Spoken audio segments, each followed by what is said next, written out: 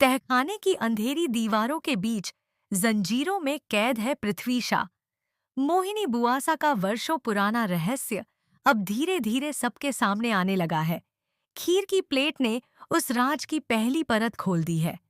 क्या रिमझिम अब समीर को यह सच बता पाएगी कि पृथ्वी शाह आज भी जिंदा है? दोस्तों, सीरियल रिमझिम की कहानी अब बेहद रोमांचक मोड़ पर पहुंच चुकी है। एक तरफ मोहिनी बुआसा का छुपाया गया सच सामने आने वाला है, तो दूसरी तरफ रिमझिम को महल में हो रही अजीब घटनाओं पर शक होने लगा है। कल के एपिसोड में दिखाया जाएगा कि मोहिनी बुआसा चुपके से बिना किसी को बताए महल से बाहर निकलती है। तभी रिमझिम उन्हें देख लेती है और तुरंत समीर के कमरे में जाकर कहती है, समीर उठो जल्दी, बुआसा इस वक्त महल से बाहर जा रही है। समीर उठ तो जाता है, लेकिन अचानक कुछ सोचकर रुक जाता है। वहीं दूसरी तरफ रिमझिम अकेले ही मोहिनी बुआसा का पीछा करते करते महल के उस पुराने तहखाने तक पहुंच जाती है, जहां वह पहले कभी नहीं गई थी। जैसे ही रिमझिम तहखाने के दरवाजे के पास पहुंचकर अंदर झांकती है, उसके पैरों तले जमीन खिसक जाती है। अंदर एक आदमी जंजीरों से बंधा हुआ दिखाई देता है। यह दृश्य देखकर रिमझिम बुरी तरह डर जाती है। उसके मन में बार बार वही चेहरा घूमने लगता है, जिसे वर्षों से गायब माना जा रहा था। लेकिन सबसे बड़ा झटका तब लगता है जब वह देखती है कि मोहिनी बुआसा खुद अपने हाथों से उस कैदी को खाना खिला रही है। अब रिमझिम को यकीन हो जाता है कि महल में कोई बहुत बड़ा राज छुपाया गया है।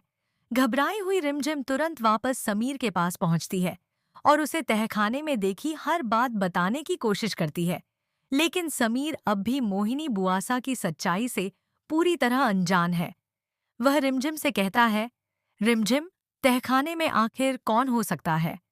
अब सबसे बड़ा सवाल यही है कि क्या समीर रिमझिम की बातों पर भरोसा करेगा, या फिर मोहिनी बुआसा एक बार फिर अपने राज को छुपाने में कामयाब हो जाएंगी।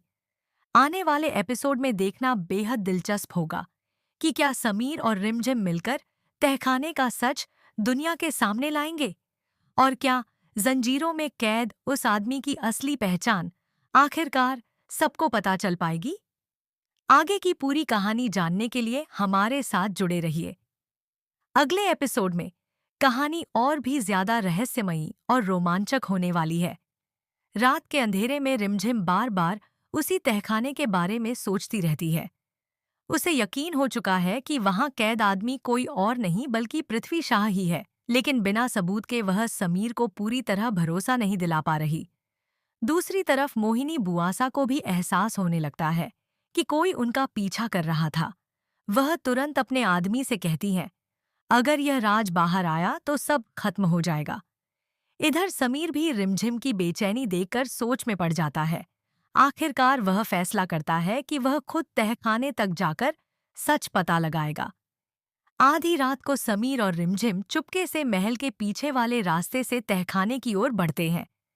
जैसे ही दोनों तहखाने के दरवाजे तक पहुंचते हैं, अंदर से जंजीरों की आवाज सुनाई देती है। रिमझिम डर जाती है, लेकिन समीर हिम्मत करके दरवाजा खोल देता है। अंदर का नजारा देखकर दोनों के होश उड़ जाते हैं। वहां वही आदमी कैद होता है, कमजोर, घायल और बुरी हालत में। जैसे ही समीर उसकी तरफ बढ़ता है, वह आदमी कांपती आवाज में कहता है, समीर, बेटा।